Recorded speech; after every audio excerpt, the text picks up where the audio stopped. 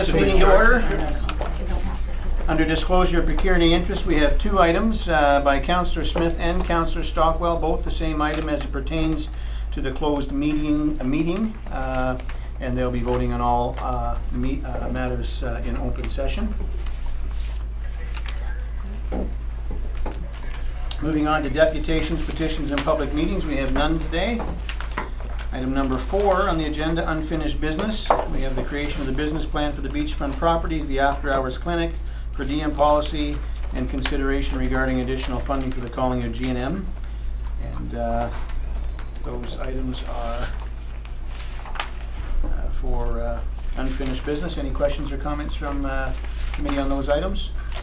Seeing none, we now move on to item number 5, new business, and we have the Beachfront Management Board, June 8th, 2017. Any comments, Mr. CAO, on these meetings?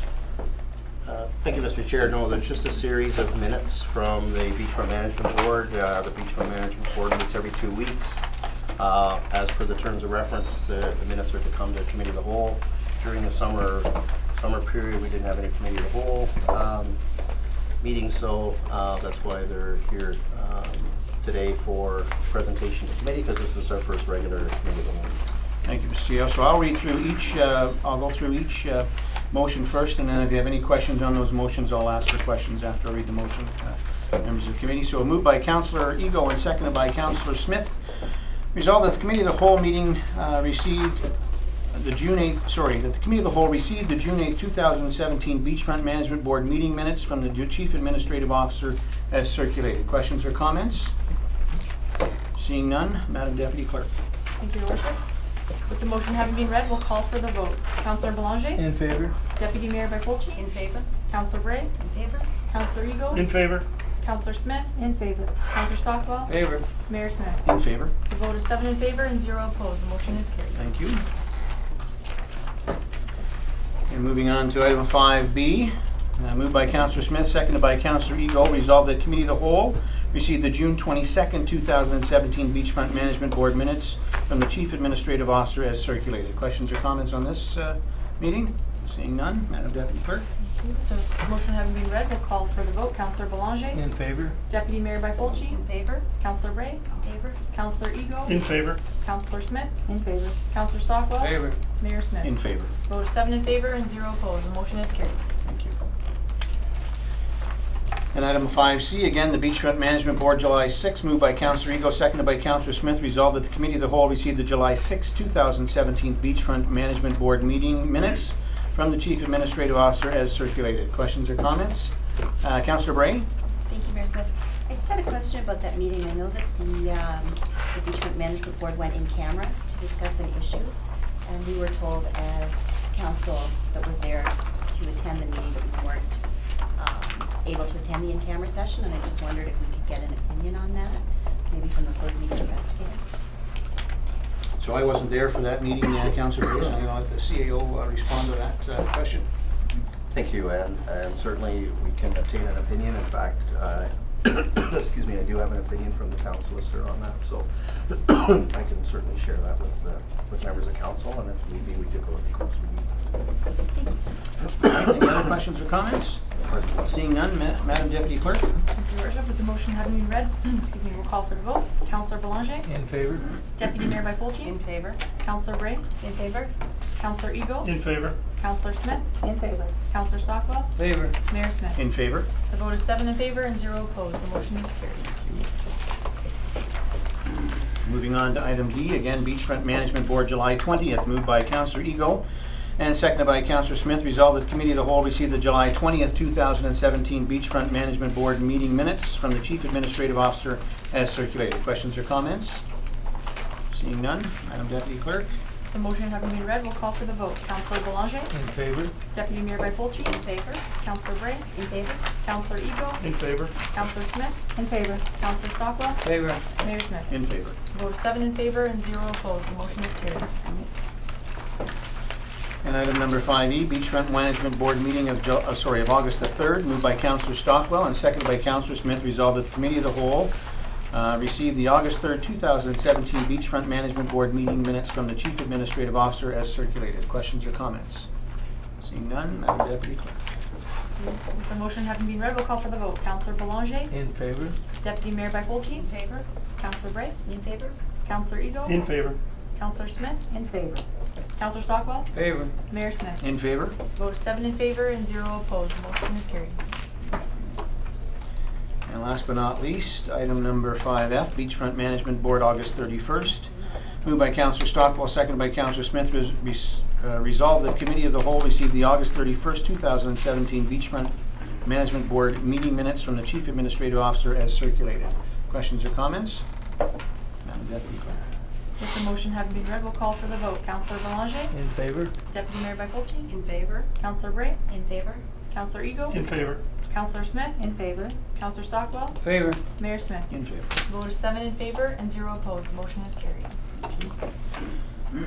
Moving on to item number 5G, the Director of Finance Treasurer's Report of September 19th, 2017 and 2018 Budget Schedule Revision Request.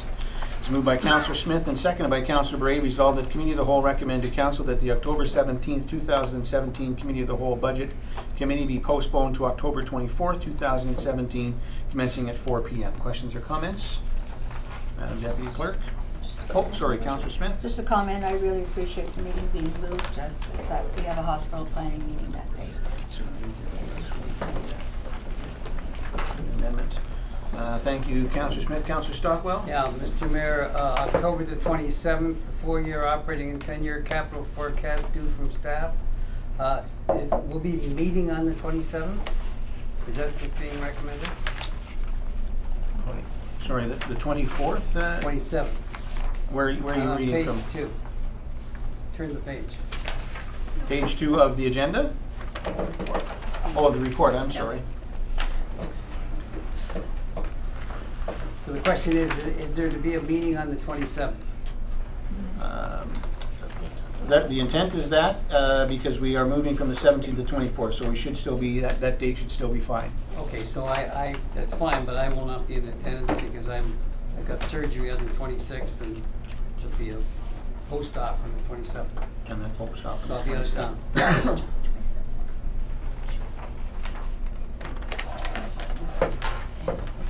It's just a due date.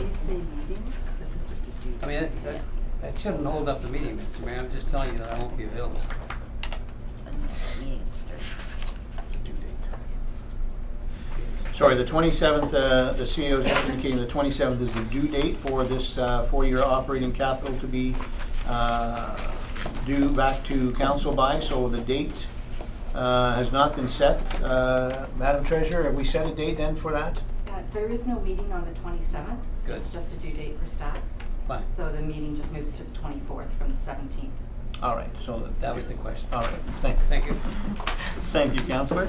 Now, I would ask myself, we do have a meeting from the October 3rd that I am not available for, and I would ask to make an amendment to this resolution, moving the 17th to the 24th to find another date for the 3rd as well. Madam Clerk, could you prepare a friendly amendment to that, and do we have a date that may be, that we may be able to make that work?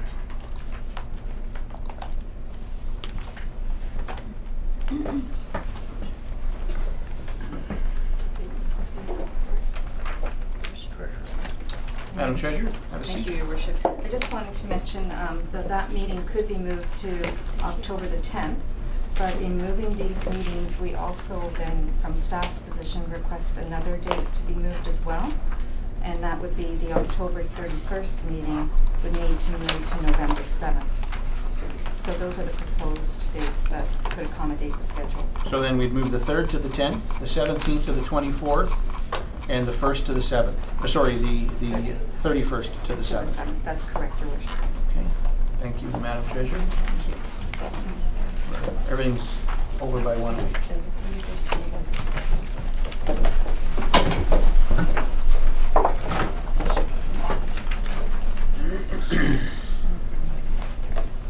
That's my tripper right now.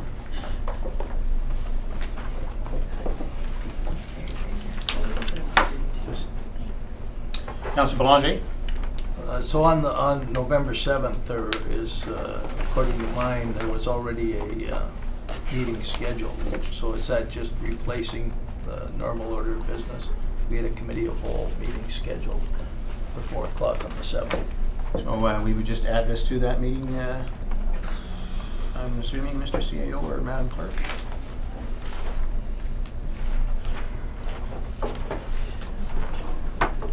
George? Thank you, Your Worship. I think that was set aside for committee of the whole budget meeting in any event, so I think it just wasn't part of the schedule, so now it will form part of the schedule.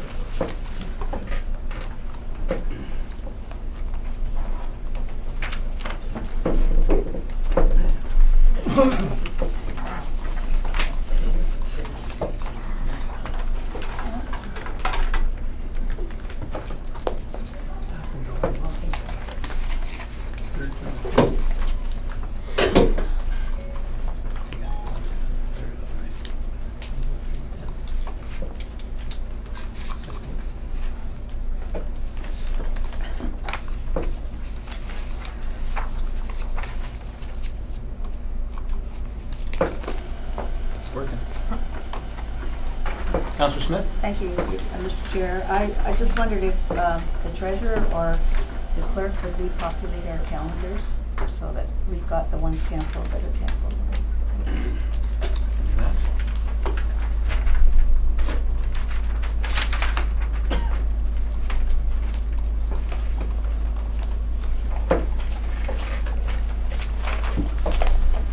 Thank you, Madam Clerk.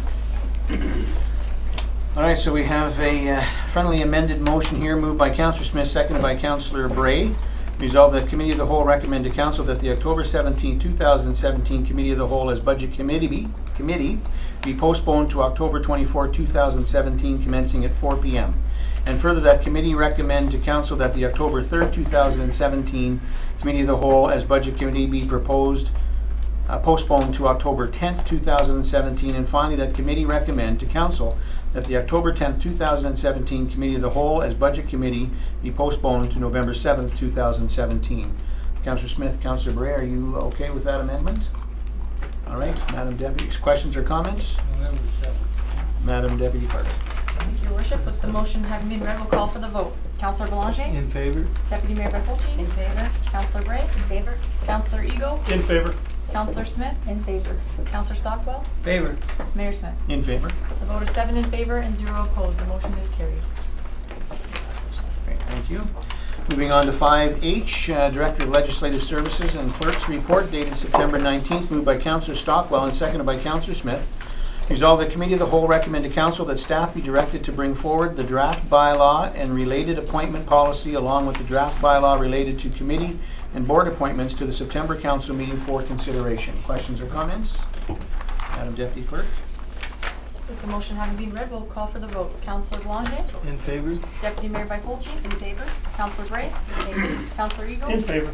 Councillor Smith? In favor. Councillor Stockwell? Favor. Mayor Smith? In favor. The vote is 7 in favor and 0 opposed. The motion is carried.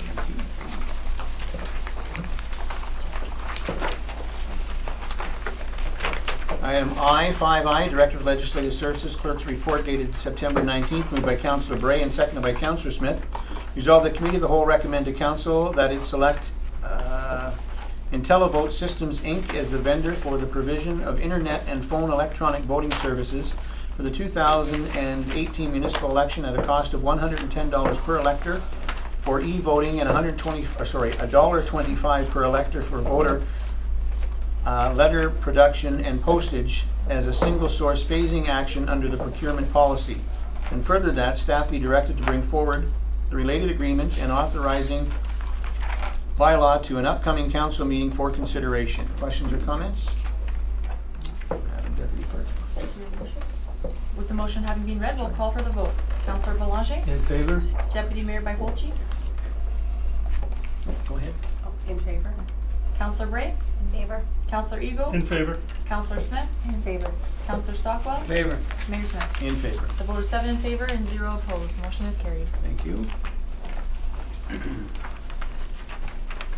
Moving on to item number 5J, Director of Recreation Events Facilities, report of September 19th, moved by Councillor Belanger and seconded by Councillor Bray. Resolved that Committee of the Whole recommends to Council that this report be received as information based on the research completed concerning the implementation of the beachfront water safety patrol program, and further that the report be forwarded to committee of the whole as budget committee for consideration as part of the 2018 budget. Is Chris here? Chris, did you have any comments you wanted to make on this report? Yes. All right, join us.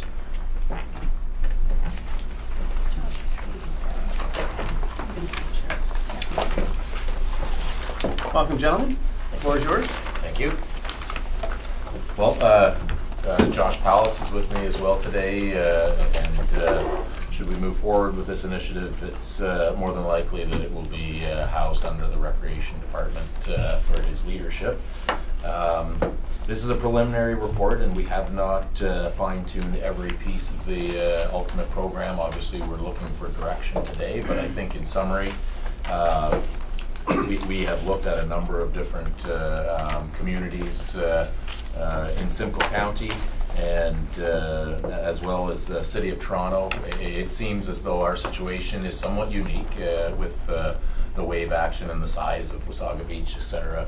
But I do believe that we've put forth a realistic budget that will give us certain safety level, a certain safety level.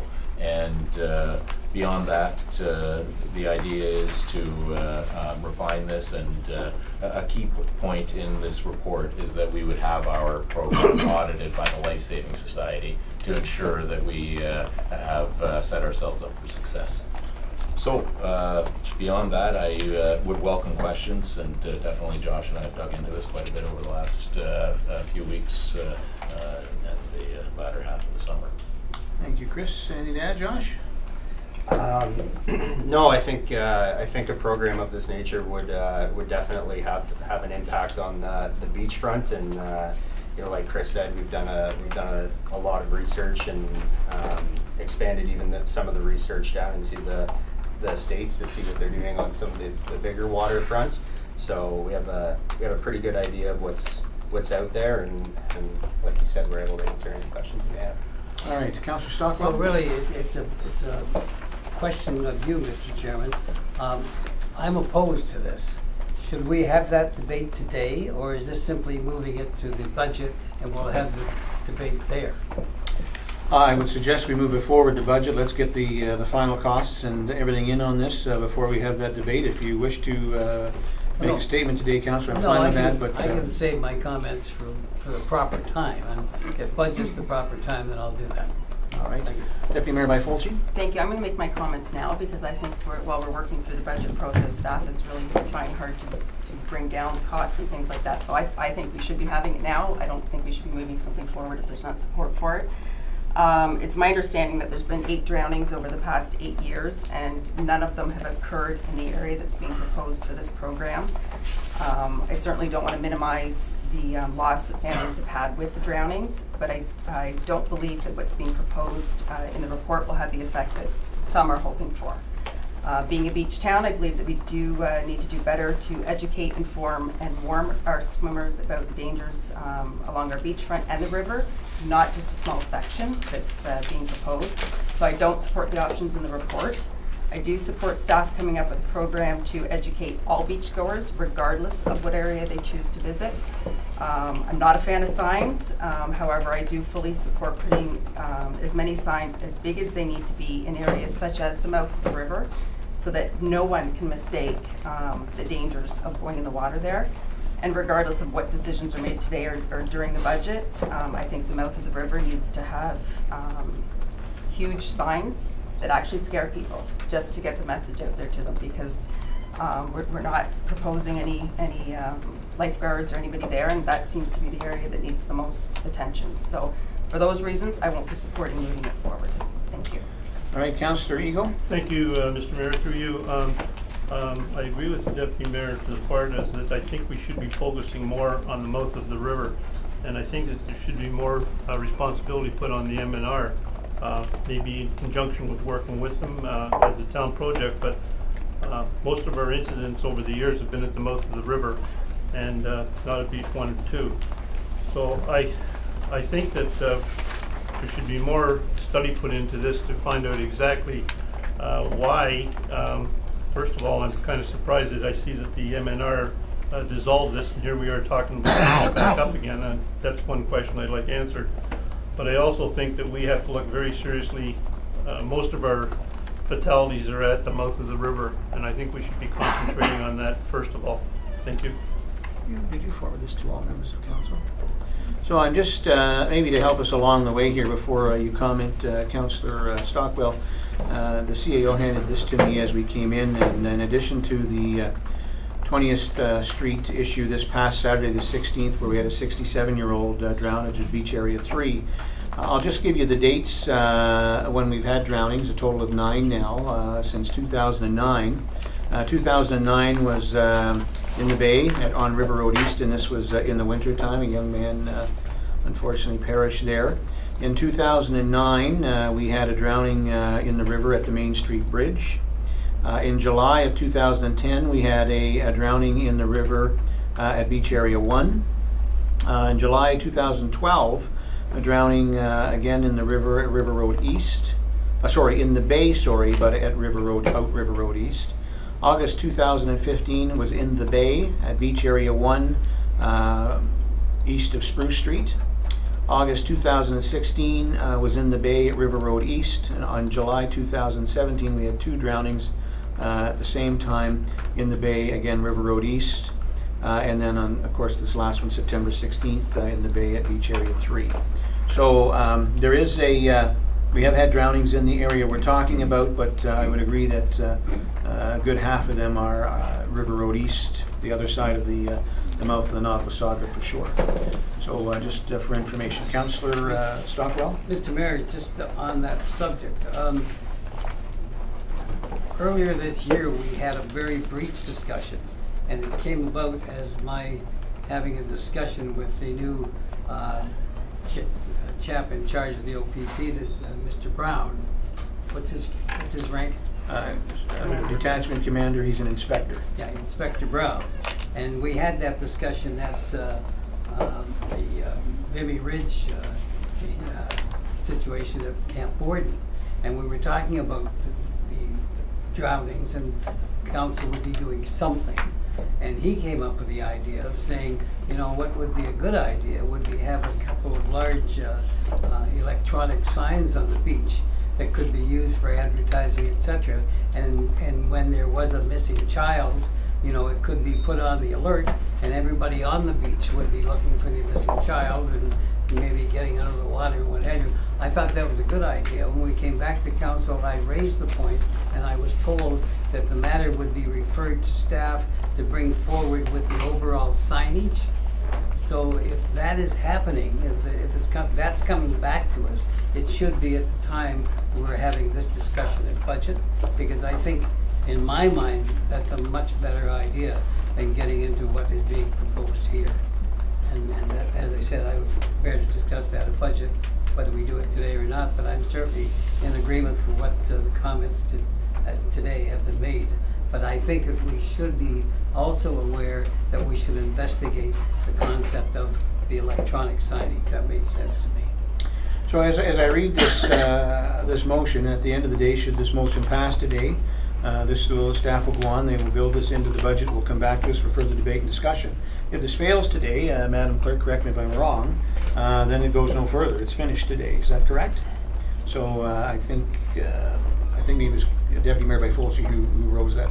No sense of moving it forward. So the option to not move it forward would be to vote against this today. But No, go ahead. Sorry. I was just going to say, or we can defer it or refer it back to staff for maybe some other ideas that is more about signage and looking at a different way of approaching it. yeah, and that's my comment was that I certainly prepared to do it today, but I do want to see that signage report come back from whatever staff is doing it. I thought it was in the hands of another staff member. Councillor Smith and then George. Thank you, Richard. I was, just lost my thought. Come back to me. All right. Mr. CAO. Thank you, Mr. Chair. Yes, the report on the signage is coming back. It is being considered as part of the budget. It's being led by the Director of Economic Development and Tourism.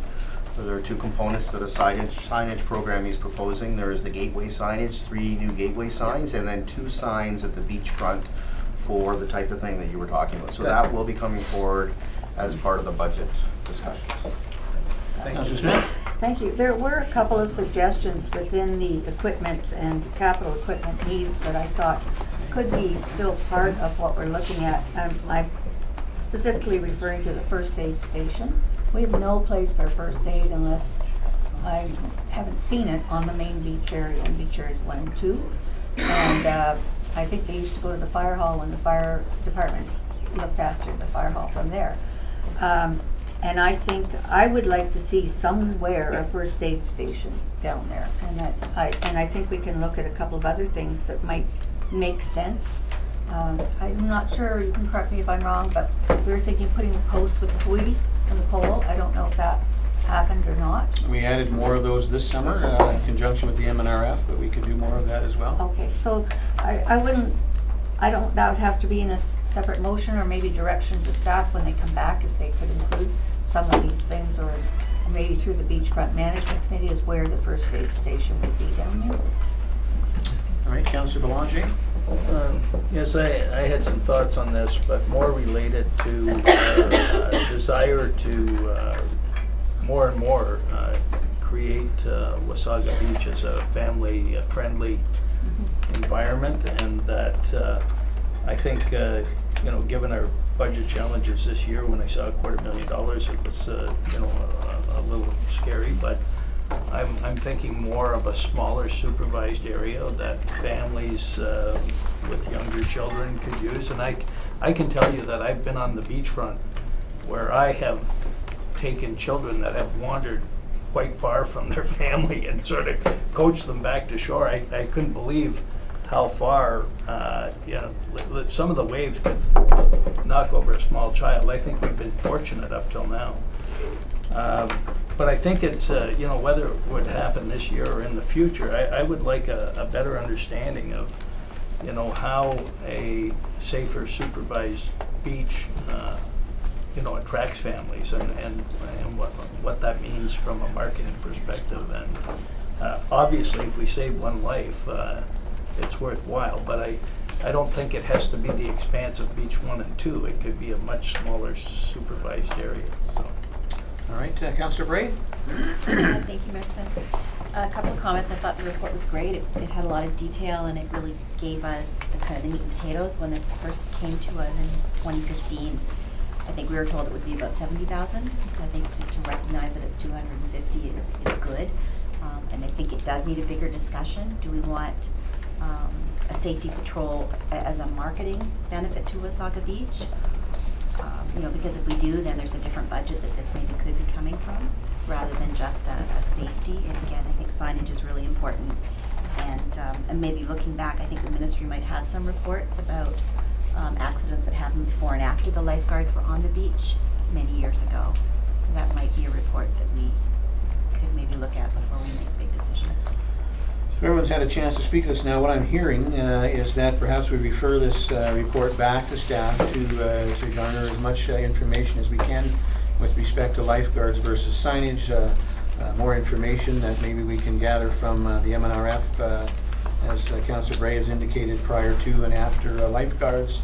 But in all, we were looking for a lot more information before we can make a decision on this. So we have someone here, sorry, Mr. CAO. So I didn't mean to cut you off. No, that's fine, go ahead, and then I'll ask my question. Sorry, thank you. Just to clarify a couple of points.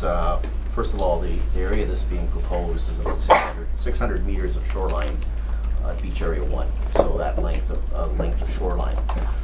There's 3 levels of service that are outlined in the report, and the common terminology is to use the term lifeguard, but the level of service that's being recommended in the report is a patrolled waterfront. So it's not to the same extent as a supervised waterfront. With a supervised waterfront, that's with lifeguards, and the staffing requirements and whatnot for that 600 meters is quite more extensive than a patrolled waterfront. So what's in here is recommended as a patrolled waterfront, so the discussion is with respect to that level of service.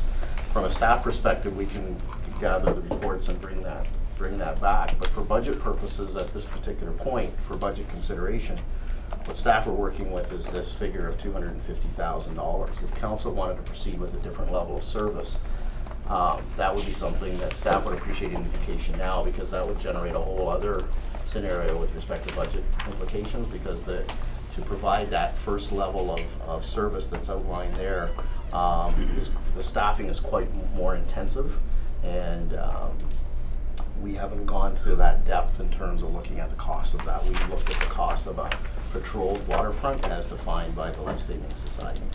So George, I've read the report twice, and I thought I was fairly clear on it. But hearing what you're saying now, I need someone to explain to me the difference between a waterfront that has lifeguards, who are, I'm assuming, in lifeguard stands like they used to be, and I think Chris was around back in those days, that are, you know, up in their stands, they're scanning the water on a regular basis, versus a patrolled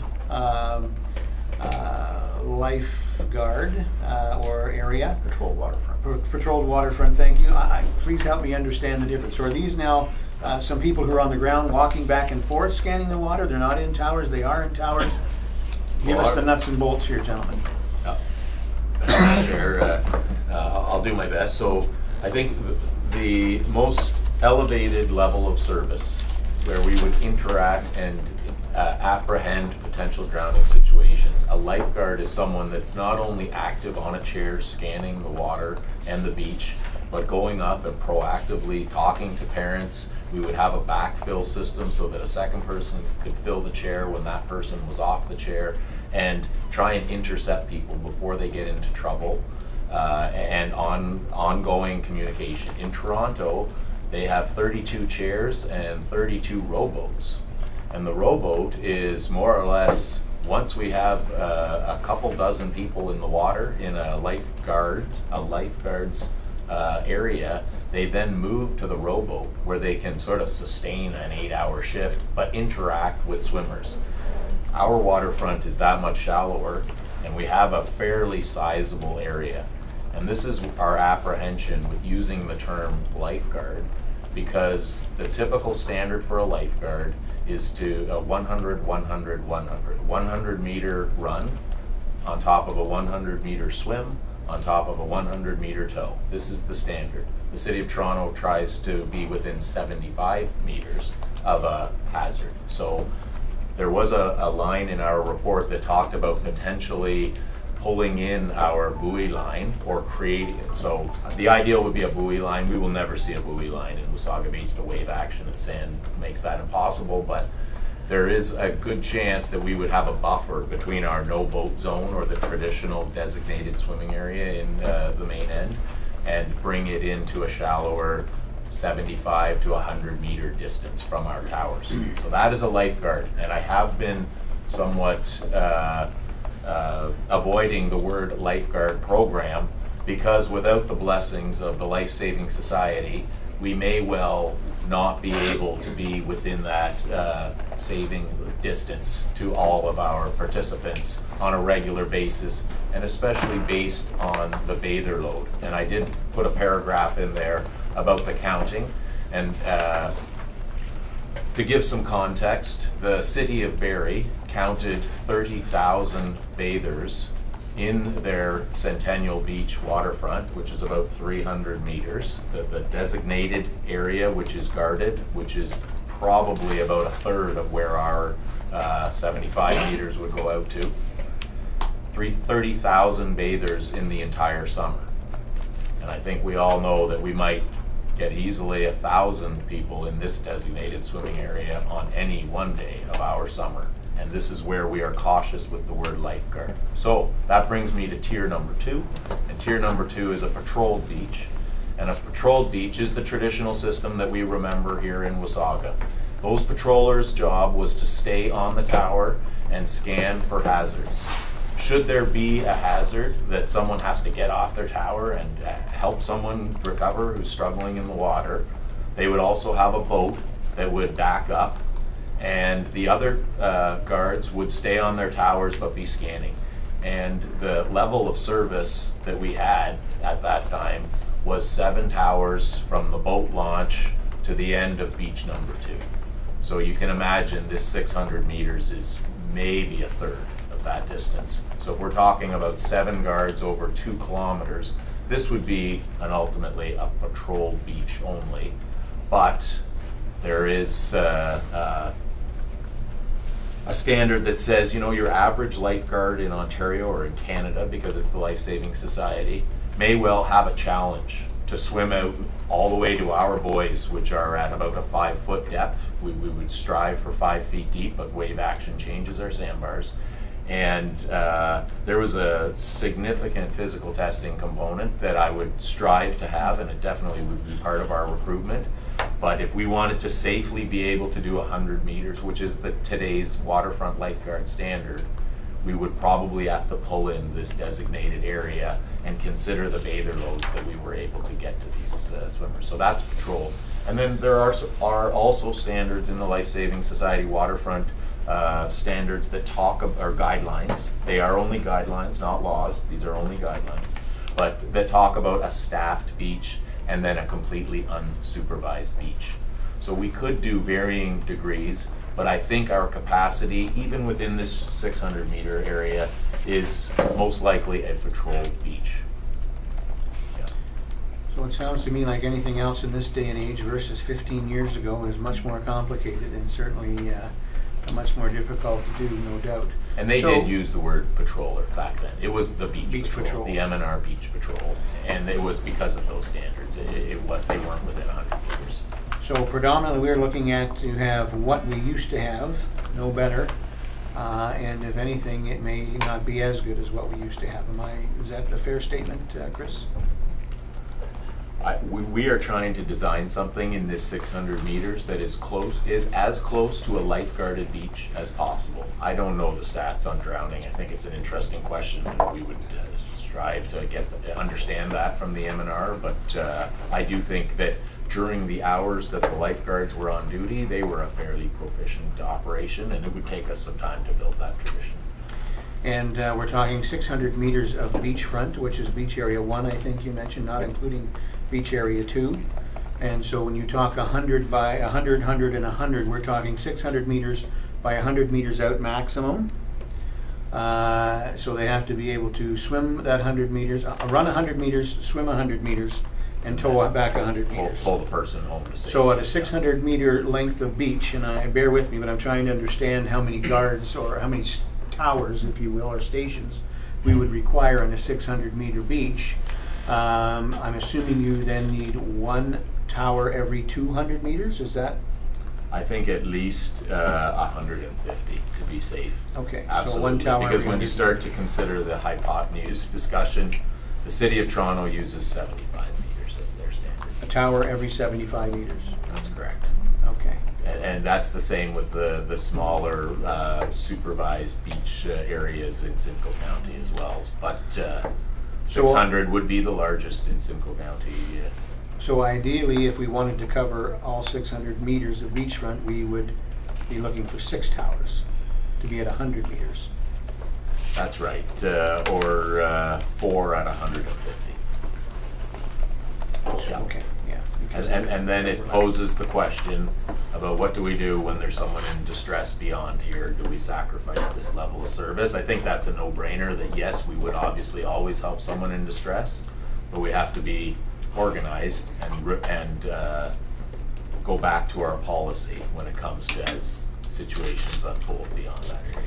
And then, of course, signage is still going to be required, and substantial signage at beaches beyond that, so is that there's no communication error with individuals as to what beaches are not supervised or patrolled, correct? Absolutely. And then considering that policy, what do we do if there is a lost child? Do we continue? And this is where it becomes complex and where the budget numbers sound to be high, but it's so that if one person is going to help organize a land search for a child who is missing, that would be a consideration. And beyond that, last seen in water is where it gets difficult. And then we would rely on EMS, the police and fire take over at that point. Right. Did I see a hand up on this side? No, Councillor Smith? Yes, just on the budget side, I noticed there's reference to the water safety program and the town insurance. The coverage for the different options is probably important, and that would be on top of the 250,000, I would expect. But we do have a positive report on that our staff would be covered for liability in this situation. So there's no increase. Under the current insurance program? Correct. Yeah, so that was positive news that we didn't have at the time that this was. Okay. Other questions or comments?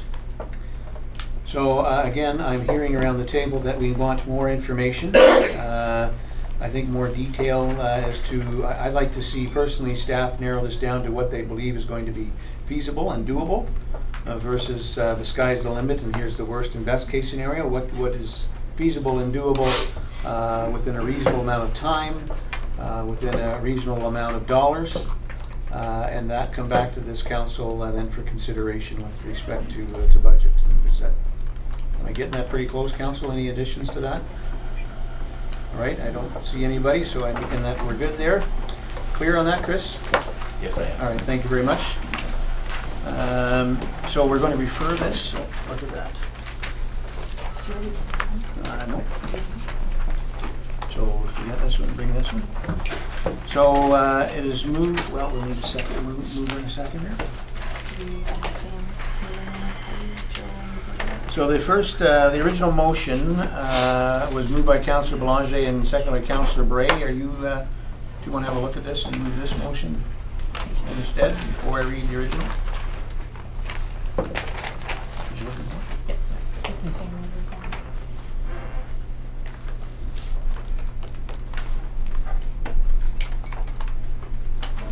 Do you want to move that one again? Sure.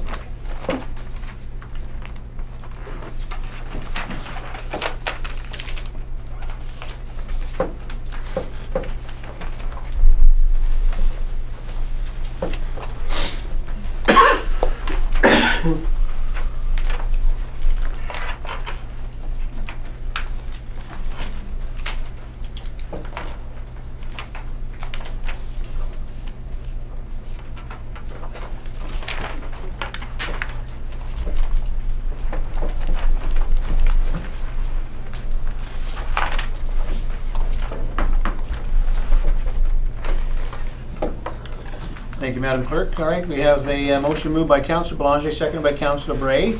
Resolved that Committee of the Whole refer item 5J back to staff for further discussion and review with respect to lifeguards versus signage and further consultation with the M&R. Questions or comments? Seeing none, Madam Deputy Clerk. Your Worship, with the motion having been read, we'll call for the vote. Councillor Belanger? In favor? Deputy Mayor Bifolchi? In favor. Councillor Bray? In favor? Councillor Ego? In favor. Councillor Smith? In favor. Councillor Stockwell? Favor. Mayor Smith? In favor. The vote is 7 in favor and 0 opposed. The motion is carried. Thank you. And now moving on to item number 5K, the CAO's report dated September 19th, Canadian Army training. Mr. CAO. Thank you, Mr. Chair. I'll just be brief. Committee and council has already approved the Army coming to Wasaga Beach and using some of the town property for training from October 11th to 15th. They have now approached the town to see if they could set up a couple of observation posts. We toured them around town, and they've identified our two water towers as suitable locations. Had a conversation with the Director of Public Works. He sees no issue with that. So what's before you today is just a couple of agreements to allow the military to use our two water towers as observation posts during their military exercise. Thank you, Mr. CAO. Questions or comments? All right, again, just a comment with respect to the Canadian Armed Forces. Our great men and women do so much for our country, and in our meetings with them, they indicated that they prefer to see the public out there and seeing what they do. And so when we have this opportunity, I encourage anyone to get out and to watch and observe the great things that the training that they do to keep our country safe each and every day. We're very proud of them, and so let's show them our support. Moved by Councillor Bray and seconded by Councillor Belanger, resolved that Committee of the Whole recommend to Council that it approve the Canadian military using the town's two water towers as observation posts during the training exercise being held in Wasaga Beach October 11th to October 15th, 2017. And further, that Council approve a license agreement with the Government of Canada for the use of the 2 water towers, and finally, that committee authorize staff to sign the agreements on behalf of the town. Questions or comments? Madam Deputy Clerk? Thank you, Worship. With the motion having been read, we'll call for the vote. Councillor Boulanger? In favor? Deputy Mayor Byfolchi? In favor. Councillor Bray? In favor? Councillor Ego? In favor. Councillor Smith? In favor? Councillor Stockwell? Favor. Mayor Smith? In favor? A vote of 7 in favor and 0 opposed. The motion is carried. Thank you, Madam Deputy Clerk. And moving on to item 5I, Executive Assistant to Mayor, CAO, and Council's report on the town crier. Sandra, join us. Wish to speak to this item? Okay, thank you. Good afternoon, members of council. The purpose of this staff report is to initiate the process to appoint an official town crier for the town of Wasaga Beach. As I've mentioned in the background section of my staff report, the town has been without a town crier for over 4 years since our previous town crier. Mr. Roy Wilson unfortunately passed away in 2013. So we have, staff have reached out to other municipalities and small towns across Ontario to learn a bit about best practices, what approach might be recommended in terms of the town going ahead to look for a town crier. This staff report, we recommend an RFP, and I'm looking for your direction today or comments. Thank you, Sandra. Councillor Smith? Thank you, Your Worship. As you may know, I was involved with the first town crier competition and getting our first town crier.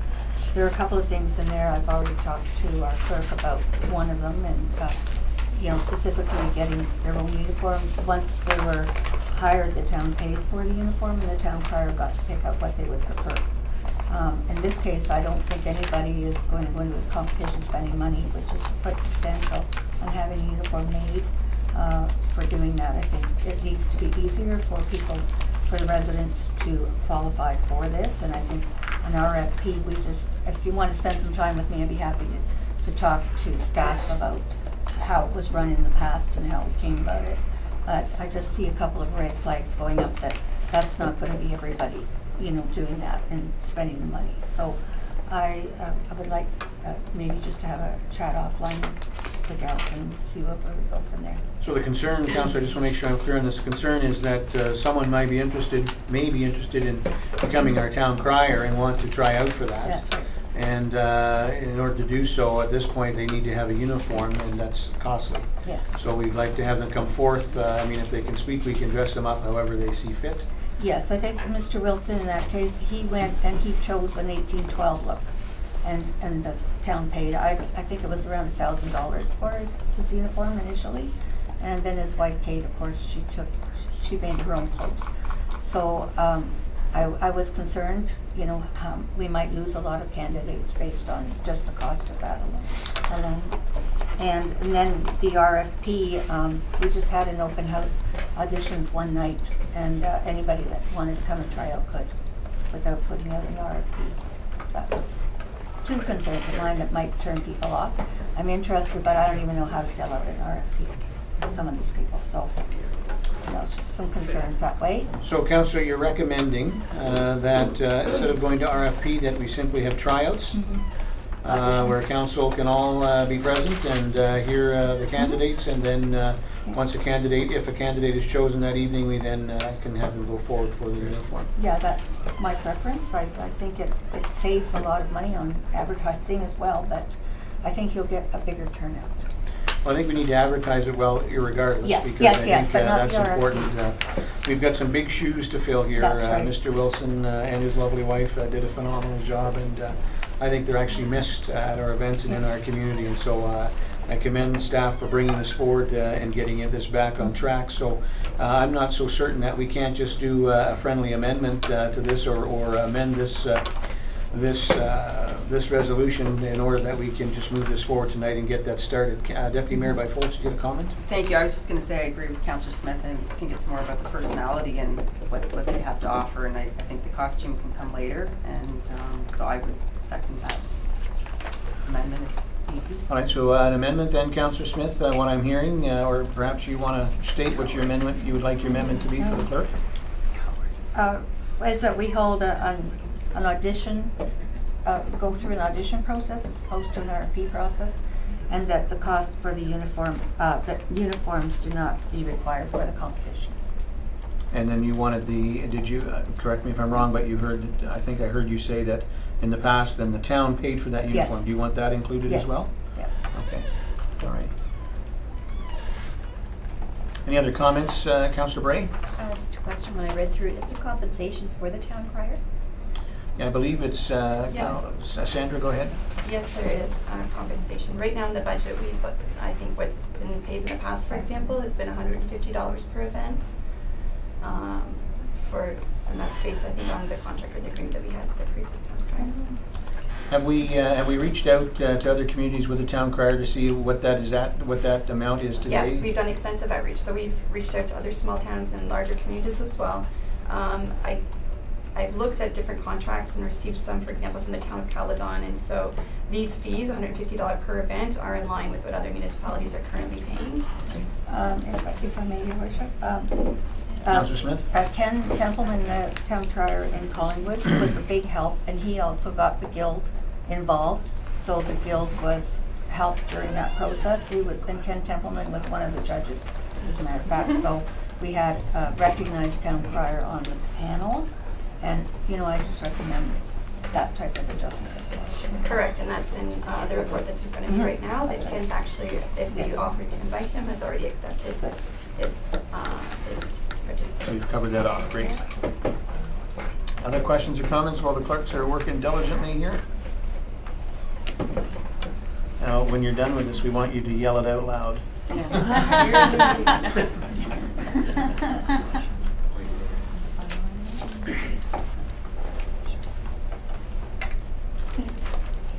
George? Thank you, Mr. Chair. With respect to the RFP process, I think that there are certain elements of the RFP process that I think would be very helpful to council in terms of evaluating the individuals coming forward. So I appreciate the comments with respect to the uniform, but I think there needs to be some criteria in terms of evaluating the individual, some of the originality. So see the clerk and the deputy clerk writing the motion. I'd hate to see some of that lost as part of this process, so that that instead of an RFP process, it's a competition process. But some of the principles in the RFP process, with the exception of the uniform, are carried forward to provide some guidance to council in terms of evaluating candidates. Councillor Stockwell? No, I was just setting up the council. All right, thank you. Councillor Smith? Yes, thank you. I wasn't, in my understanding, it wasn't council that approved, it was the panel that judged the competition that decided which person. Made a recommendation to council? Yes, that's right. And so it's a good point then that certainly the town crier from Collingwood, and there's a guild. So is it possible to get someone from the guild here as well? I think. So yes, and that's all contained within the report. That, for example, Ken is also a starting member with the Ontario Guild of Town Criers. He's also an active town crier as well.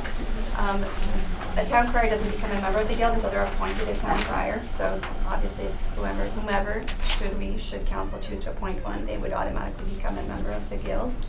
I also want to point out as well, just to George's point, that in the staff report there are some very clear criteria that we have outlined, which are based on best practices that other communities have used. So for example, if we were instead to choose a selection committee and just have a competition rather than a formal RFP, I think there are certainly some criteria that we've already outlined here that would be help to lend some transparency, some clarity, and some fairness across the board in terms of how that person would be selected by the selection committee.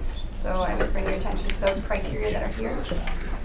Just to, Your Worship, I wish I could find my old file, because I have, Jenny, where's my old file on the town crier? It's probably in the archives. Because it had all of the procedure questions and things like that right in it. So.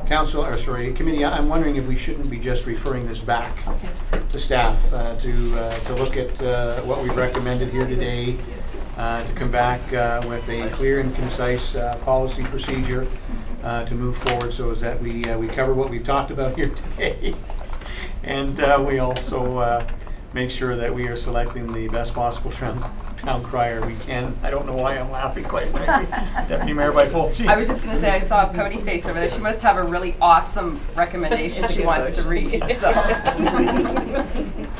Well, why don't you do that? Why don't you go ahead and read that recommendation first, Madam Clerk, and then we can determine whether we want to refer him. Before you do that, Councillor Belanger. Yeah, I just have one question to add if it's being referred back to staff.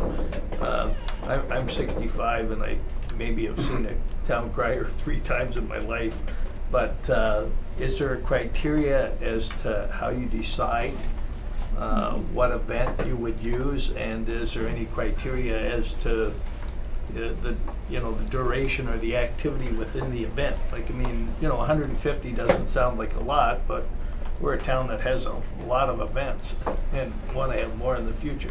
So I would like a little clarity as to what is the expectation of what they actually do per event, and both from a time perspective and a So what you're saying, councillors, you want to complicate this as much as we possibly can. Thank you. Madam Clerk, you wish to read that? Sure, Your Worship, thank you. So the draft as it stands is resolved that Committee of the Whole recommend to Council that staff be directed to hold open auditions for the position of a town crier while continuing to consider items listed within the draft request for proposal, and further that uniforms not be required for the competition, and finally that the successful candidate will be provided with the uniform through the town. Questions or comments? Deputy Mayor Byfoldsey? I'm happy to move it forward now. I think as far as the events that are attended, I think that's an easy thing to figure out. We know what they used to attend. Mm-hmm. I think staff are clear on what we're looking for here. Mr. CAO? Thank you. And just to my point that I tried to make earlier with respect to council's involvement, and Councillor Smith mentioned about the selection committee. So in the verbiage of the motion, it talks about council. So I think staff needs some direction whether it's council or whether we still proceed with the selection committee as outlined by the councillor.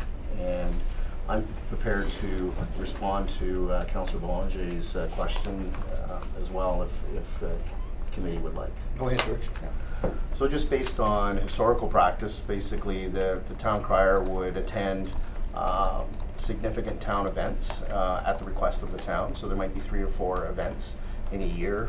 It might go to 5 in a year where the request would be made, and the town crier would prepare a proclamation to read at the commencement of the meeting in keeping with what the event was about. And they would form part of the procession. Typically there would be an entry of the officials, the dignitaries, and the town crier would lead that procession, and then as part of the introduction he would recite his passage, and his work at that particular event would be done. So that was on the basis of the town. So once council's appointed a town crier, then what I've seen in the past, and particularly in Wasaga Beach, was that if a business wanted to lend that formality to its opening, typically it was with an opening of a new business, they could engage the town crier, but that would be their responsibility. And again, the town crier would attend, he would read a proclamation with respect to the opening of that particular business, and it would just add a little bit of formality and pomp and circumstance to the event. That didn't happen very often to my recollection, but it did happen on occasion where the town crier was asked to attend. So hopefully that gives you kind of a sense of what the issue would be. Other questions or comments? Councillor Smith? Thank you. I have more on Councillor Belanger's question as well. I think, but I don't know how much time we want to spend on this, so I'd be happy to share those. For time. Do that, absolutely. So I guess the only issue, or not an issue, but the only question I have for council is it does indicate here, Committee of Whole recommend to council that staff be directed to hold an open audition for the position of the town crier. And I think staff are clear as to what we're looking for, and we'll set that group of folks, whether it be council and staff and or other town criers, so on and so forth. So I don't think we need to worry about that. Having heard the question, no other comments? Madam Deputy Clerk? Thank you, Worship. With the motion having been read, we'll call for the vote. Councillor Belanger? in favor. Deputy Mayor Byfoldsey? In favor? Councillor Bray? In favor? Councillor Ego? In favor. Councillor Smith? In favor. Councillor Stockwell? Favor. Mayor Smith? In favor. The vote is 7 in favor and 0 opposed. The motion is carried. Thank you. And now moving on to item 5M. We have a motion moved by Councillor Eagle, seconded by Councillor Smith, resolved that Committee of the Whole received this report for information. So this is with respect to the Communications Officer's report dated September 19th, publication of the town's news page. Resolved that Committee of the Whole receives this report for information, and further that committee provide direction to staff regarding committee's preference pertaining to the town of Wasaga Beach town news page. Mike, did you want to speak to this report?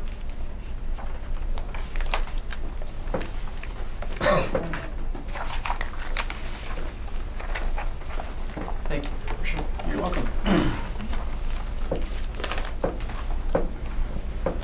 Through you to members of council, earlier in the year, council directed staff to seek bids from publishing companies for the provision of a town news page. And we would use that tool much as we do now. It would be to convey municipal information to the public, such as tender notices, job opportunities, event information, as well as decisions that council have made. For more than a decade now, we have used the Sun newspaper, which is owned and operated by Metroland Media Group. In doing the RFQ that we went through, we put together the RFQ, we invited the local media companies, so Metroland Media Group, Post Media, as well as Beach Booster Media Group to submit. And we also advertised in our town page and on social media. Bids were subsequently received from Metroland, Beach Booster, as well as Post Media. We then had a review committee that consisted of our CAO, our Communications and Special Projects Coordinator, and myself. We reviewed each bid and subjected them to scoring. The scoring was attached to 16 questions. Bids that met the requirement noted in the question were assigned full points. Bids that did not were given a score of 0. The score of full points or 0 points was done to remove any subjective nature to the scoring. In other words, the company either met the requirement outlined in the question and it scored full points, or it did not and it scored no points. In the report, there's some key terms that we've outlined for you. And then we break down the submissions as they came in, and I know that you've all had a chance to review that. I did want to mention that each publishing company takes great steps within its resources to provide news and advertising information to the public, and that staff have worked with all 3 companies in the past and have found the representatives to be professional and dedicated to what they do. I don't know if council has any further questions that they wanted to run by me. Thank you, Mike. Deputy Mayor Byfolchi? Thank you. Not a question, I guess, or my own opinion on the matter. I think the Enterprise Bulletin, while receiving a higher score for their pricing, they don't reach our entire community, and I see them more as a Collingwood community newspaper targeting Collingwood news more so than the Beach. Beach Booster, on top of being the most expensive, I don't believe that they have the established journalistic standards required for the town's purposes at this time. I also question continuing to evaluate their submission after it was realized that they didn't meet the criteria, the definition criteria. I would like to put a motion forward to continue utilizing the Sun as a town's preferred paper for the town's news page. And I would ask you, in your professional opinion, do you feel that the town is receiving efficient and adequate service from the Sun, and do you support continuing with them? Through your worship to the Deputy Mayor, we have an extremely good relationship with Metroland Media Group. The product that they produce always contains accurate information that we provide to them, whether it's tender notices or notices about events. One of the things that they do a particularly great job is if we have late information, they always go out of their way to try and see that it gets inserted into the paper. They have a really good track record in terms of their distribution. Within the industry, it would certainly be the leader in terms of distribution. And personally, I would be comfortable with continuing that relationship, but there are certainly various variables that I've outlined in the report for Council's consideration. Thank you. Other questions or comments? Councillor Belanger? Yes, I believe through this process that, and I would say that I brought this forward, and one of the things I brought it forward is we talked often about the cost to our taxpayers. Certainly that was something that hadn't been reviewed in many years. We also talked a great deal about shopping local and supporting local businesses.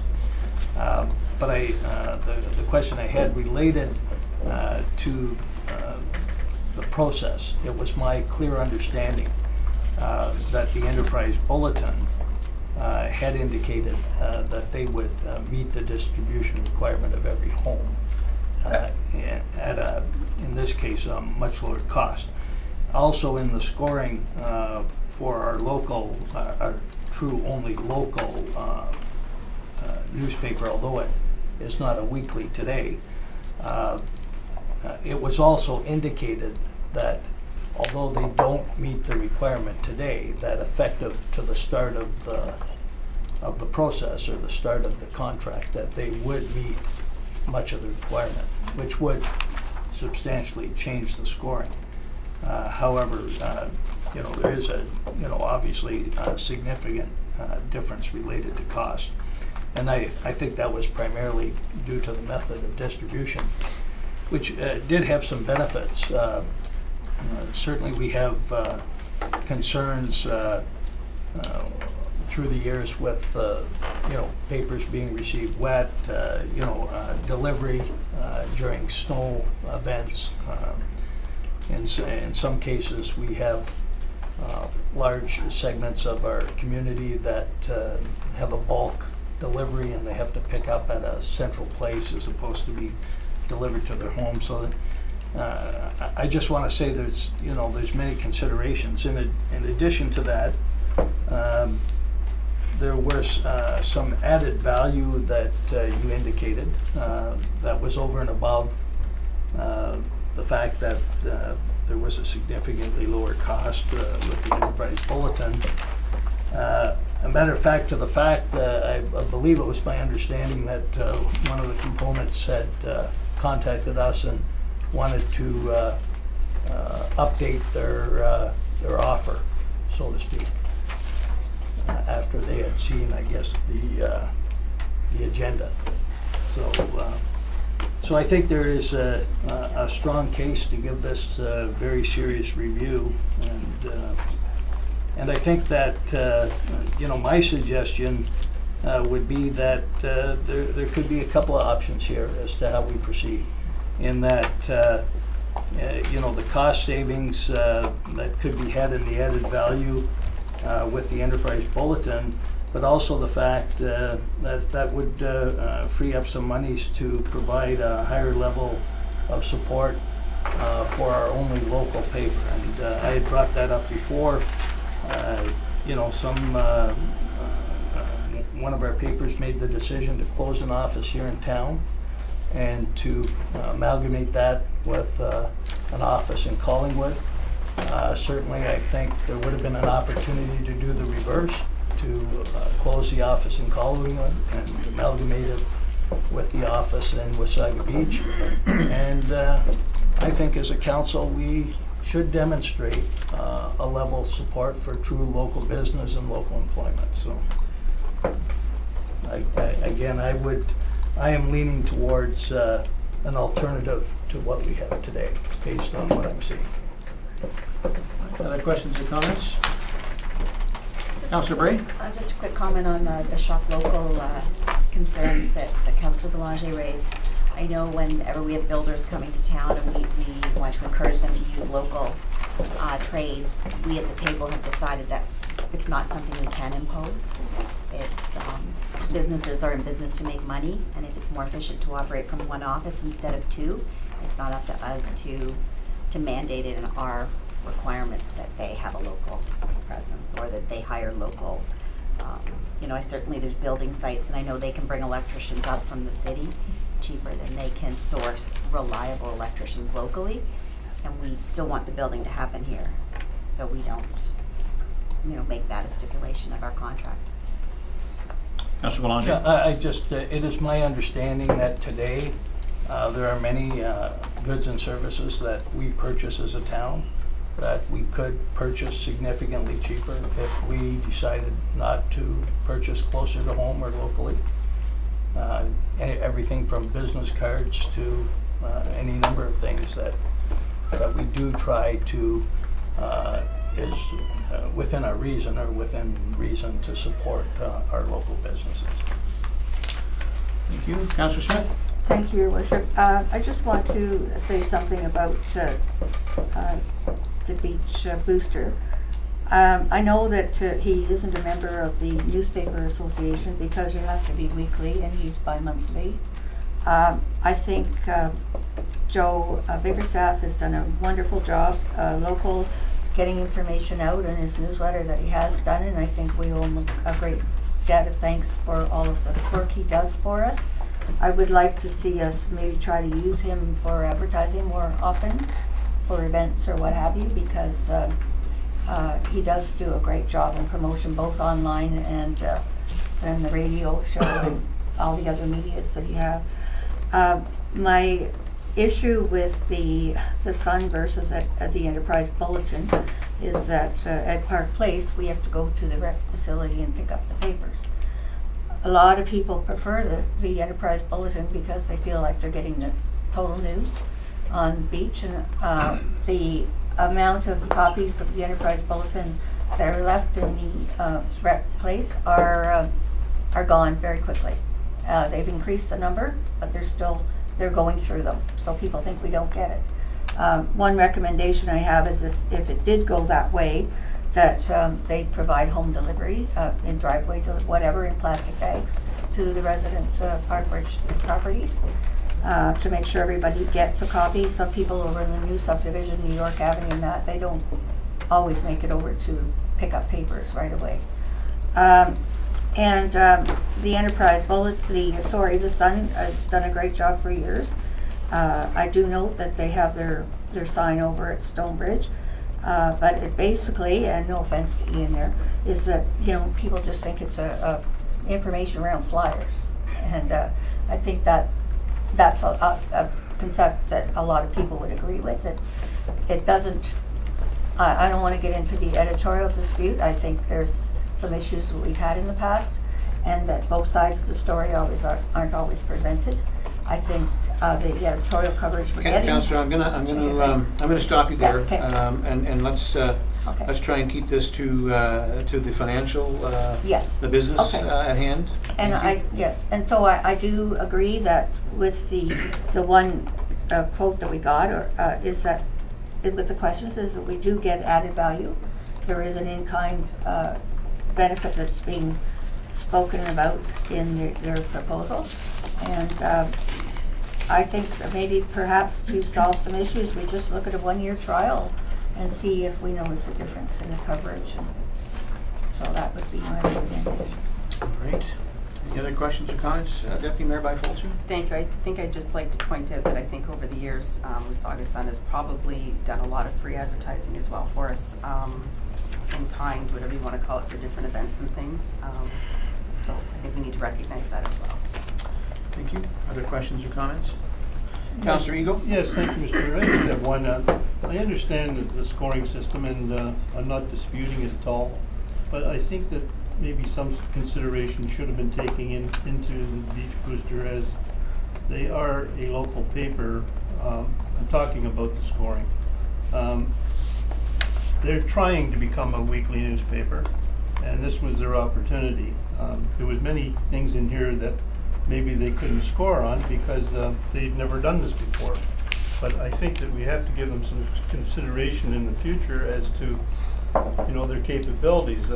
They've been doing I would say, a very, very good job along the way in providing the residents of Wasaga Beach with the best news and positive news that you could get. So I just think that there should be some consideration going that they are a new paper. They're very, very young. They're trying. I find that probably each year they get a little bit better, and this was their opportunity to go to a weekly newspaper. And I think there's a lot of things in the scoring that, of course, they haven't done before, so we'll never know. Thank you. You, Councillor. Councillor Bray? Yeah, just a comment to that. I think if a local business wants to grow and demonstrate that they can be a local newspaper, then we can add them to the scoring, or they will score better next year. I don't think they should use a town contract to grow. That's not our job. We're not a business incubator fund provider. We are looking for a distribution for our notices. So I think that next year, if they become a weekly paper, awesome, great, they're going to be on there and they're going to score really well. I just don't think that they should be using a town contract to change their business model. All right. Councillor Stockwell? Yeah, Mr. Mayor, I would really like to see Beach Booster get this contract, but I don't think we can do it based on the cost per square inch. It's clear that the Collingwood paper that has their offices in Collingwood are the leader at $3.38 cost per square inch. I like the idea of putting a time frame on it so we could review it again. And I would suggest that rather than a year, I would make it 2 years so that the incoming council can have a year to assess, and then they will be making the decision, not this council, as far as renewal goes. So if we were putting it to a vote, I would be voting for the Collingwood paper, the Enterprise Bulletin, and I think that they have got the best cost per square inch.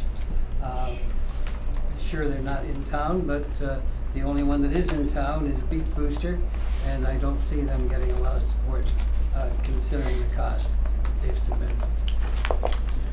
All right. Any other questions or comments? Councillor Belanger? Well, just I think just to put it in terms too, is what we're seeing is beyond the added value that was indicated. I believe it's about a 35% savings over. That's significant. To give you an indication, last year, just with the Sun, I believe we spent $103,000, and then on top of that was what we did advertising the Enterprise Bulletin, what we did advertising the Beach Booster, what we did with radio. I'm guessing, but I would suggest that our total annual budget is in the neighborhood of $165,000. I think a 35% savings. Especially given the the reaction we get from our ratepayers on so much of what we do. I think it would bode us well to give it very serious consideration, and I would be supporting that position. And again, I agree with both the other councillors that spoke, is to make sure that we do support at a greater extent our local newspaper. And I do want to point out that the current, I don't have the current amount, but maybe you could share that with us, Mike, if not now, in the future, of what our price per square inch is right now, because certainly I do want to point out we're not paying $6.31 per square inch with Beach Booster as of today. It's much more competitive than that, and I think again it would be very beneficial to show a higher level of support for our local business. Right, other comments or questions? Councillor Bray? It just would be interesting to see a report coming forward with the total advertising dollars having been allocated to the Sun, the Enterprise Bulletin, and Beach Booster over the last 4 years. Councillor Stockwell? Yeah, I'm getting uncomfortable with the discussion that this council is taking, in that we seem to be changing the rules that we went out with originally. And I think that when we go to the market and we say, here's the rules for your bids, and we get them, we shouldn't be changing them halfway through. Thank you, Councillor. Other questions or comments? Deputy Mayor Byfolchi. Thank you. Just to note, I realize that I've already put a motion forward there, just for clarification though. So the Sun will be delivering to 8,925 addresses. Enterprise Bulletin would be 6,322. Is that correct? So it would not be reaching our entire community. Through you, Your Worship, to the Deputy Mayor. Yeah, the numbers are certainly different from the two companies, and regardless of who council chooses to go with, if it is not Metroline, we will work with the new partner to ensure that they reach the entire community. So there could very well be a transition period if we went with another company, because we would need to convey to our residents that you are not getting X newspaper with our town page in it. Please let us know, or please let the paper know. So there would be a transition period. Supplemental, Deputy? Thank you. And was one of the criteria that they would be reaching every household in the beach? Yes. So they didn't, so EV really didn't meet the criteria on that, is that correct? Through you, Your Worship, to the Deputy Mayor, that's correct. Thank you. And was that scored appropriately, not meeting that criteria, Michael? It's a very strong point that the deputy makes. We want to make sure that the scoring was accurate there. Deputy Mayor, go ahead. I guess my point is whether the scoring was there or not, I think we have to take into consideration that, I don't know, 2,500 people aren't going to get it. 2,500 households if EV is selected. Thank you. Second. Mike?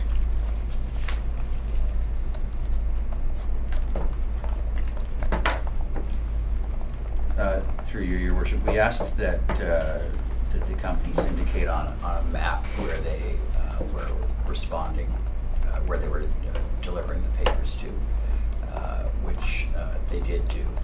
They came back with different distribution numbers, and then we went back to them and asked, does that include all of Wasaga Beach? And the indication was yes. So their interpretation versus their competitor's interpretation is obviously a little different, and that's why I said we would have to work with them during a transition period to make sure that all of the homes in our community truly were being reached. So the RFP, as I understood it, was clear that all homes in town needed to be reached, correct? And so the three companies that responded to this understood that, and their quote would include reaching all homes. Now there's a discrepancy in the number of homes, I take it. We must have here at the town of Wasaga Beach how many homes we have. And so I'm going to suggest that staff look at that number and see where and how that compares. And but if the RFP was clear that they would reach all homes, then all homes are all homes, whether that be 5,000, 7,000, or 10,000. Is that correct, Mike? That's why we would be going to work with the new partner and saying that you need to reach all homes in our community, regardless of what your interpretation of that is today. I see everybody's hands, and I will get to you. But Mike, I guess what I don't want to see is we go through this process here tonight, and council is going to choose tonight here, I'm assuming or hoping, a partner.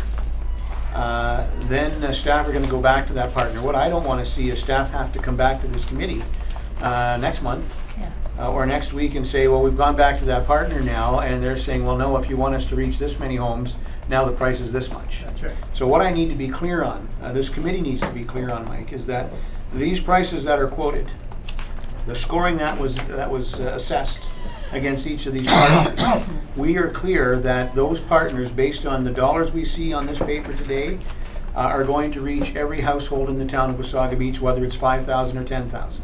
Am I clear on that? We asked that they ensure that the newspaper be delivered to every community or every home in our community. And that's in the RFP? I'd have to look through the language, but yes. Okay, so I think that's important, and if we need to recess for a short time for you to do that, Mike, it's important for this committee to know that. I want to be clear that the RFP is clear, that every home in Wasaga Beach is going to get a copy of this newspaper. I don't care what that number is. I really don't, because every home is every home. I want to make sure that we're not, going to end up coming back here saying we've now gone back and now that price per square inch is this much because there's this way more. If anything, that number should come down because of the masses, I would think, but however, I don't know a whole lot about the newspaper business, so I won't profess that I do. I'm going to let George speak, and then Deputy Mayor Byfolchi, and then I think Councillor Stockwell. Not me. Councillor Belanger. George? Thank you, Mr. Chair. So just in terms of the total number of households within Wasaga Beach, we have over 12,000 households in Wasaga Beach. I don't know the precise number, but that's the figure. A lot of those are seasonal households. They're still counted as a household, but they're seasonal. And as council may appreciate, there are a number of residents who ask that no flyers, nothing be dropped off in their driveway. So they contact the newspaper and say, and I don't know if you drive around, you can see, some of those seasonal homes, they'll have the plastic bags, especially in the spring, you'll see them in the driveway. So a number have said, please do not deliver. So I just wanted to provide that information just from a contextual standpoint. Thank you. Thank you, Monsieur. But what I'm hearing is we've got one newspaper in this case that says there is X amount of homes that they deliver to, and they deliver to all homes in Wasaga Beach. Another newspaper that's saying, yeah, we deliver all homes in Wasaga Beach and it's only this much. And then of course we have a third newspaper that says we're going to distribute through Canada Post, which means we'll get anyone who's on that list, which is, I'm assuming, more homes. If anything, more homes, because people who live in Toronto may very well get that paper then as well, which they wouldn't today. So we want to be clear on what that number is. And again, it doesn't really matter what that number is. What has to be clear is that each individual corporation that's put an RFP forward here, or responded, to this RFP, is guaranteeing they're going to reach anyone who wants a newspaper is going to get it within the town of Wasaga Beach. I can tell you, if people want to get a newspaper in the town of Wasaga Beach, these companies will go out of their way to make sure that they get a newspaper. When communities develop and they build new subdivisions, these companies, they start, once the roads are assumed by the municipality, they start delivering newspapers to them. That's part of their business. They want their numbers to go up and to grow. So I don't anticipate them coming back to us and saying, we can't meet the terms that we had indicated. Well, readership is important. That's how they sell advertising, right? So you have a great experience in the newspaper business, Mike. Are you confident, and I'll ask this question, as our communications officer, you were confident that regardless of which one is chosen here, that anyone in this town who wants a newspaper will get a newspaper? I cannot imagine a situation that they would come back to us and say we cannot deliver to that place. They would find a solution to get a newspaper to them. Now, it might be something like we see in the Parkbridge community where they do bundle drops, but I can see them wanting to work to get that newspaper to them. That's their business, and showing that their circulation is growing is a good thing for them. And the resolution that is here before me now, not save and accept the deputies, which we'll get to in a minute, but further that committee provide direction to staff regarding committee's preference pertaining to the town of Wasaga Beach town's news page. I'm assuming what you're taking from that, Mike, is directions to go back and ensure just that every home or anyone who wants a newspaper is going to be guaranteed to get one. That's correct, and that's something that we outlined in the report, is that whoever we choose to go with, we will work with them to make sure that that every home is getting a newspaper. We'll have to do some messaging to make sure that that's accomplished. And if there is an issue, we will be dealing with the media company that we're working with to get it addressed, because it won't be acceptable. Thank you. Deputy Mayor Byfolchi. I think I'll leave it at that. Okay. Councillor Belanger? Yes, I just want to point out too, is through the process is my understanding, and in bringing this forward, that didn't happen by accident. I was involved with quite a bit of advertising related to the Blues Festival in the 2 years that I was strongly involved, and I saw very significant differences in the prices that were being offered for our advertising, which that experience, once I became on council, brought it to the point of saying there may be an opportunity here to review.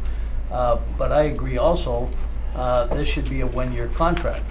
Through the course of discussion already, in previous meetings, we've talked about The fact that the Enterprise Bulletin wasn't reaching all homes. We talked about the Enterprise Bulletin wasn't bagging all their papers, and there was wet issues. So we want to make it on a one-year contract. We think that any company we chose would be highly motivated to meet all of the requirements, if not exceed the requirements, to ensure that they could enjoy our business beyond a one-year contract. All right.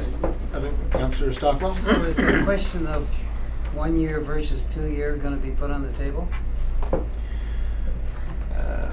Well, I don't see the recommendation here, or the resolution does not indicate 1 year or 2 years. That's correct, it's silent. It's silent on that. So is there a recommendation that you might want to make on this, Mike? Well, certainly 2 years would give us a longer period to do a proper assessment, and then it also would not interfere with next fall's municipal election. We could get that out of the way, but it's truly whatever council decides to do. All right. So I'm open from the floor for recommendations here. That's not the case.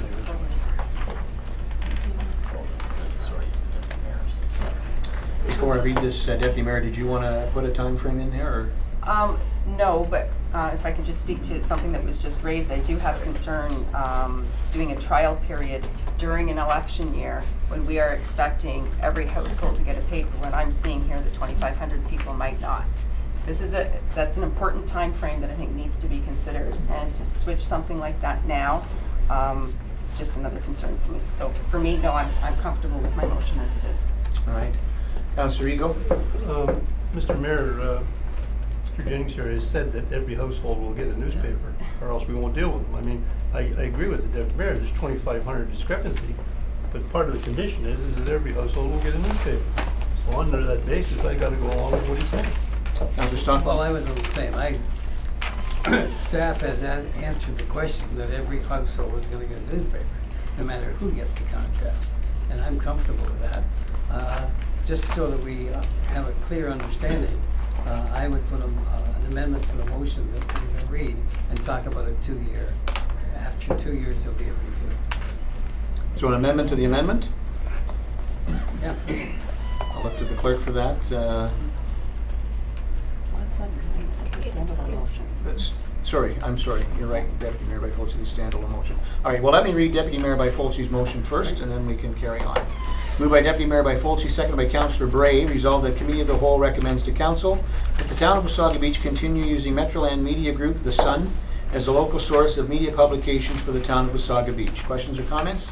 Councillor Stockwell? I'll put my amendment forward, 2 year, to be reviewed after 2 years. So a friendly amendment to be reviewed at 2 years, and you're okay with that, Deputy Mayor by Fulci, Councillor Bray? So that's a friendly amendment to be for 2 years. So I'll just add for a 2 year period as amended. Madam Clerk. Your Worship. As the motion was already read, we'll make a formal amending motion. Okay, that's fine. Committee, so if you don't mind, just.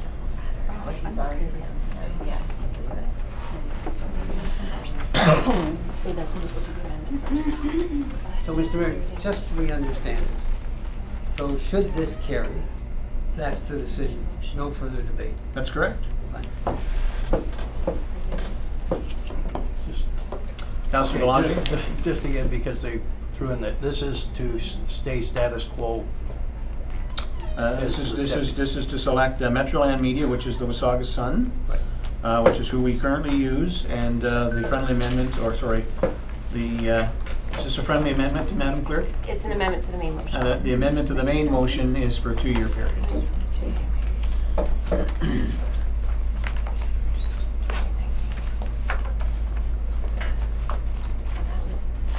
Your Worship, that was moved by. Deputy Mayor by Fulci and seconded by Councillor Bray, and they are fine with this amendment. If it's a friendly amendment, I think Councillor Bray and I are both fine with it, but they're doing a separate amendment, so I think it was Councillor Stockwell. And yourself. Yeah, Debbie. sure. Okay, so this is, So deal with this one. So this is now an amendment to this motion. Okay, thank you. Moved by Councillor Stockwell, seconded by Deputy Mayor by Fulci. Resolved that the recommendation now before Committee of the Whole be amended by inserting the following after the main motion, and further that a review be conducted following a 2-year period being December 31st, 2019. Questions or comments? Could you read that again, please, Mr. Mayor? Sorry. So I'll read the motion and then I'll read this so we're clear, all right? Okay, please. So the original motion moved by Deputy Mayor by Folsey, seconded by Councillor Bray, resolved that Committee of the Whole recommend to Council that the Town of Wasaga Beach continue using Metroland Media Group, The Sun, as the local source of media publication for the town's page. And then moved by Councillor Stockwell, seconded by Deputy Mayor by Folsey, and be it resolved, the recommendation now before Committee of the Whole, which is the one I just read, Councillor, be amended by inserting the following after the main motion, and further that a review be conducted following a 2-year period being December 31st, 2019. So, Mr. Mayor, clearly you'll be voting on the amendment. Should that carry, it'll be the motion as amended. If it's lost, it's That's just correct. the motion. That's correct. Fine. All right. So, on the amendment to the motion, Madam Deputy Clerk. Thank you, Your Worship. With the motions having been read, we'll call for the vote. Councillor Belanger, Opposed? Deputy Mayor Byfolchi, In favor. Councillor Bray, Favor? Councillor Ego, Opposed. Councillor Smith, Opposed. Councillor Stockwell, Favor. Mayor Smith. Opposed. The vote is 3 in favor and 4 opposed. The motion is defeated. So now this motion is next. Moved by Deputy Mayor by Folsey and seconded by Councillor Bray, resolved that Committee of the Whole recommends to Council that the Town of Wasaga Beach continue using Metroland Media Group, The Sun, as the local source of media publication for the town's news page. Madam Deputy Clerk. With the motion having been read, we'll call for the vote. Councillor Belanger, Opposed? Deputy Mayor Byfolchi, In favor. Councillor Bray, In favor? Councillor Ego, Opposed? Councillor Smith, Opposed. Councillor Stockwell, Opposed. Mayor Smith. Opposed. The vote is 2 in favor and 5 opposed. The motion is defeated. Now go back to the main motion, correct?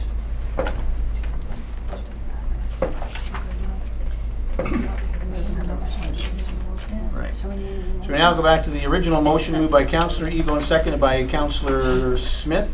Resolved that Committee of the Whole receives the report for information, and further that committee provide direction to the staff regarding committee's preference pertaining to the Town of Wasaga Beach Town News page.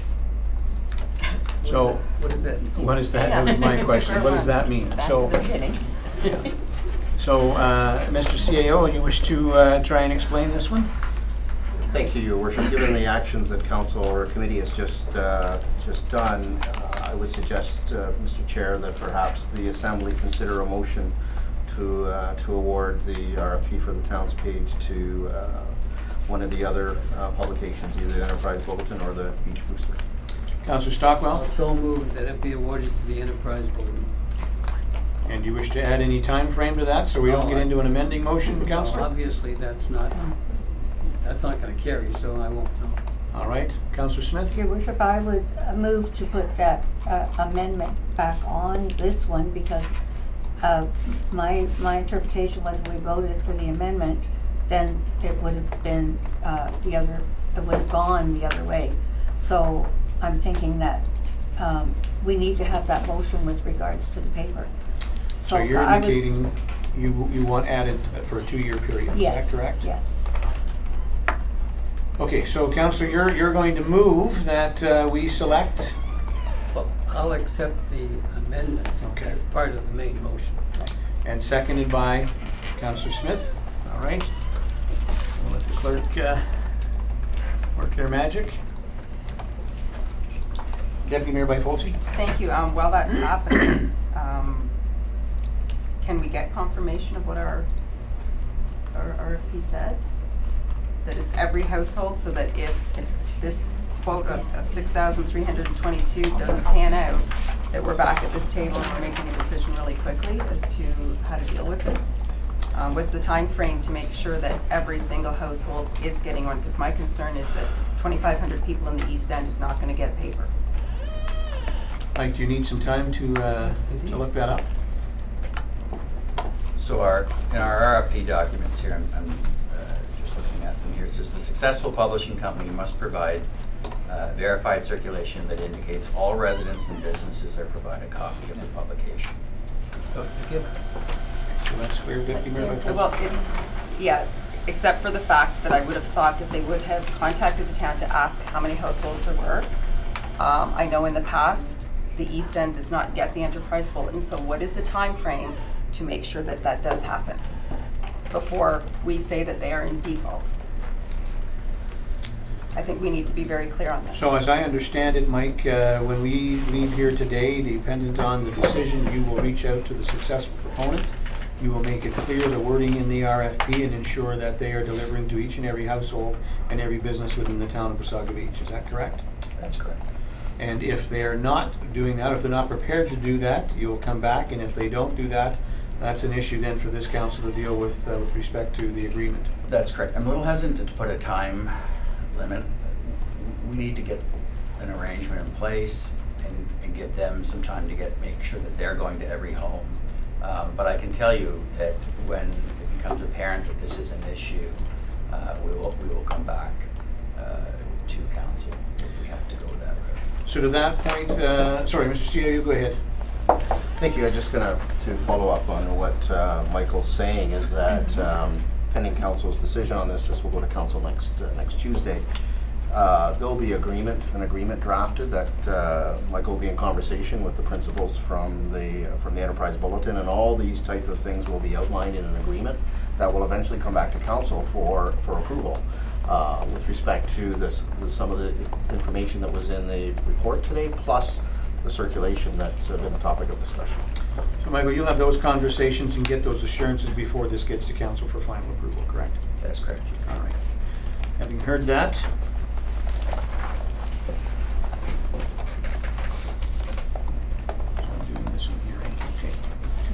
it is moved by Councillor Stockwell and seconded by Councillor Smith, resolved that Committee of the Whole recommend to Council that the Enterprise Bulletin be selected as the media publication for the Town of Wasaga Beach news page, and further that a review be conducted following a 2-year period being December 31st, 2019. Any other questions or comments?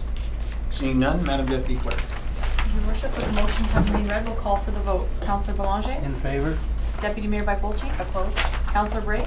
Opposed. Councillor Ego? In favor. Councillor Smith? In favor. Councillor Stockwell? Favor. Mayor Smith? In favor. The vote is 5 in favor and 2 opposed. The motion is carried. Thank you.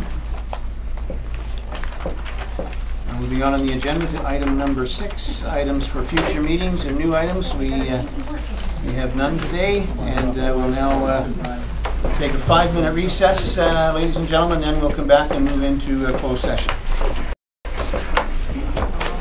Still advertising, fund for election.